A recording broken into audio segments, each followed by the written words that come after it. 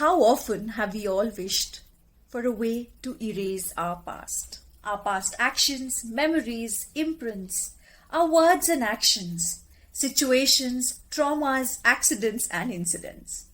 Well, don't we all wish that maybe just like a mobile or a laptop, we could get a little tiny delete button which could delete a lot of our problems away? Guess what? There is a way to let go and deal with your past. With just 4 lines from the ancient Hawaiian technique of Ho'oponopono, you get the power to erase what is no longer needed, the power to let go, the power to heal what we don't know needs to be healed, but is in a way influencing us and our future.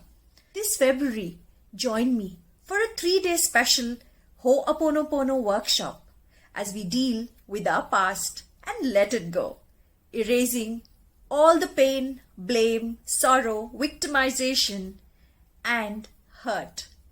Let's create mental and emotional wellness this year with me, Swetta Agarwal from Transcending Beliefs. So click the button below and join in.